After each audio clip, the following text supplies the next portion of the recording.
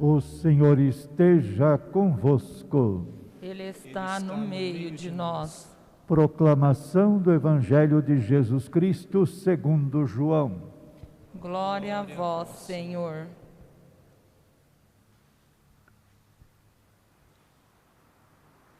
Naquele tempo, os judeus começaram a murmurar a respeito de Jesus, porque havia dito: eu sou o pão que desceu do céu.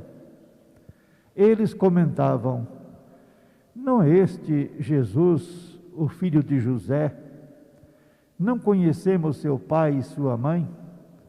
Como então pode dizer que desceu do céu? Jesus respondeu: não murmureis entre vós. Ninguém pode vir a mim se o Pai que me enviou não o atrair. E eu o ressuscitarei no último dia. Está escrito nos profetas: todos serão discípulos de Deus. Ora, todo aquele que escutou o Pai e por ele foi instruído, vem a mim. Não que alguém já tenha visto o Pai, só aquele que vem de junto de Deus viu o Pai.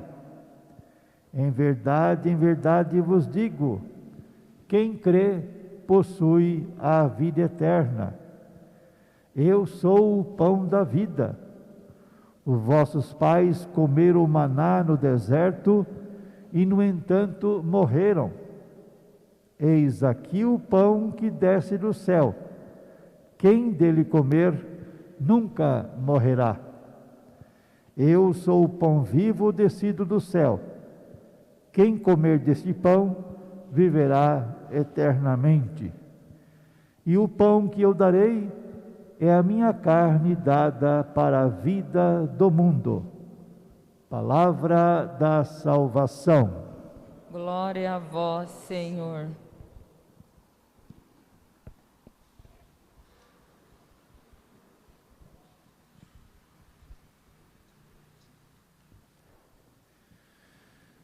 Queridos irmãos, queridas irmãs, nesses últimos domingos estamos ouvindo a palavra de Deus que justamente nos fala sobre o pão da vida. Esse pão da vida é Jesus, claro. E hoje Deus nos oferece o pão da vida. Voltemos um pouquinho ao Antigo Testamento. Primeira leitura é o primeiro livro dos Reis. Elias recebe no deserto um pão do céu para refazer as forças e continuar a sua missão. Então, qual o contexto desta leitura? Elias havia acusado o rei e a rainha, dizendo: são a ruína de Israel, que o rei e a rainha eram a ruína de Israel. Ameaçado de morte, ele então foge para o deserto. Passou por muitas dificuldades. Cansado, faminto e desanimado, ele adormece debaixo de uma árvore, desejando a morte, diante das dificuldades que passava naquele momento. Mas um anjo enviado por Deus diz a Elias: levanta e come, ainda tens um longo caminho a percorrer. Esta leitura bíblica nos mostra que Deus não abandona o profeta em sua missão.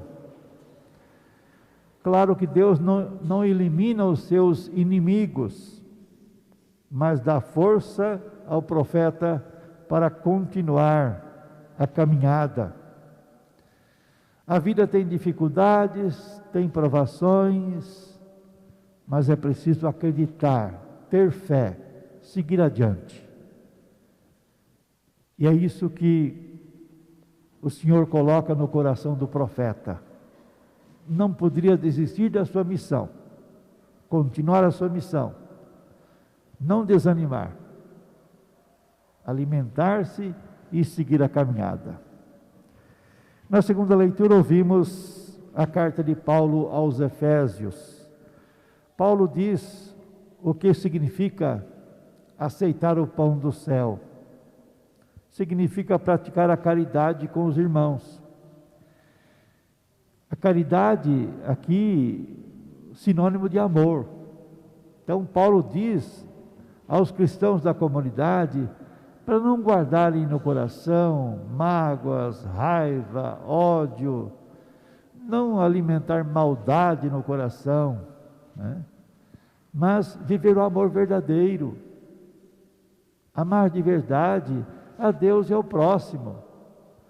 Fazer a caridade nesse sentido, não só repartir com quem precisa, mas amar as pessoas com todo o coração. Quando o ser humano alimenta a maldade na sua vida, ele só tem a perder. E Paulo convida os cristãos a viver o amor verdadeiro. Não ocupar-se com sentimentos ruins, mas com sentimentos bons que ajudam a vida a ser melhor. No Evangelho segundo São João, Jesus se apresentou como o pão descido do céu para dar vida ao mundo. Isto provocou uma reação da parte dos judeus. Como é que Jesus pode dizer que é o pão vivo que desceu do céu?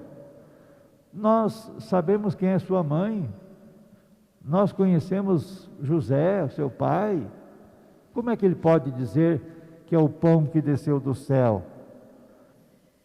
Jesus não desiste, mas reafirma: eu sou o pão descido do céu, quem come deste pão viverá eternamente. O que acontece aqui é que eles não acreditavam, era preciso ter fé.